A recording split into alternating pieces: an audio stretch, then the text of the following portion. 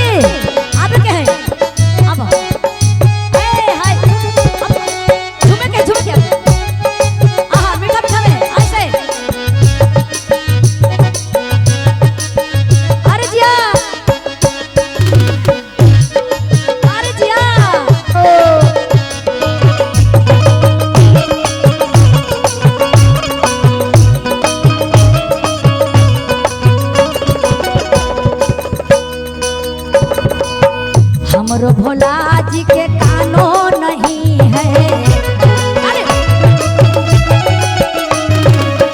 हमरो भोला जी के कानो नहीं है, कानो नहीं है, कानो नहीं है, कानो नहीं है, कानो नहीं है।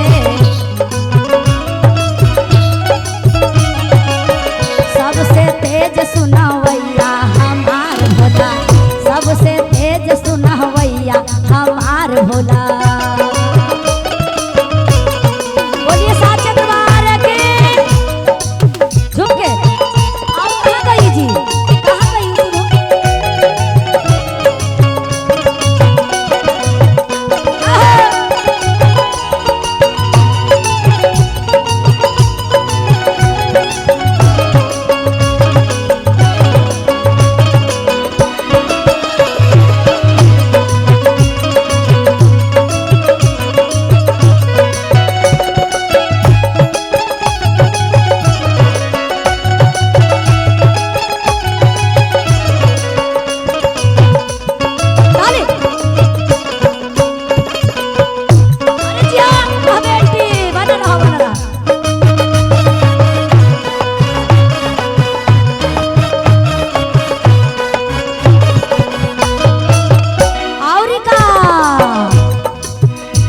महादेव के दरबार में बैठे हैं तो जरा दोनों हाथ उठाएंगे लंबे लंबे।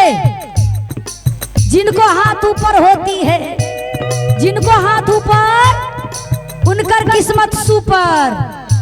भैया हो, जिनका हाथ ऊपर उनकर किस्मत सुपर, और जिनकर हाथ नीचे उनकर किस्मत पंडाल के पीछे। और का कहनी भाई हो, मीठा मीठा में हमरो भोला जी के आँखों नहीं है, हमरो भोला जी के आँखों नहीं है,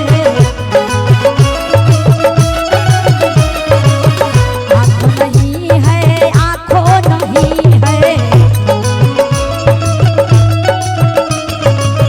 सबसे तेज तकवैया हमार भोला, सबसे तेज तकवैया हमार भोला, सबसे तेज तकवैया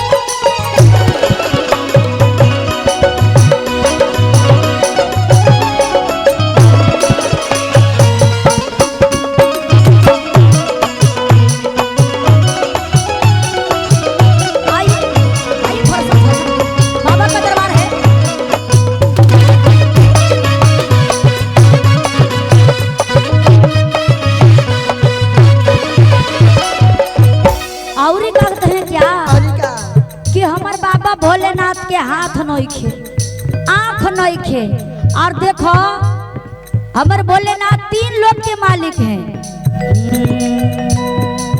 हमरो भोला जी के हाथों नहीं है, हाथ नहीं है, हाथों नहीं है, हमरो भोला जी के हाथों नहीं है, हाथ नहीं है, हाथों नहीं है।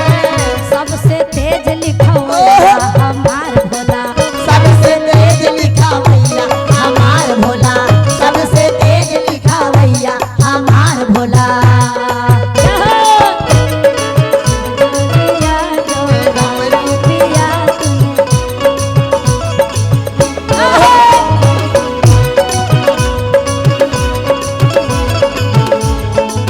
इधर से दीदी जी।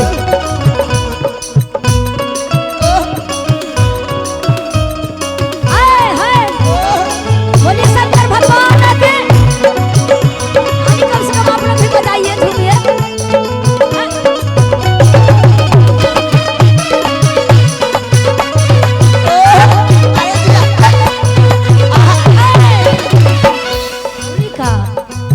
हमरो भोला जी के पैरो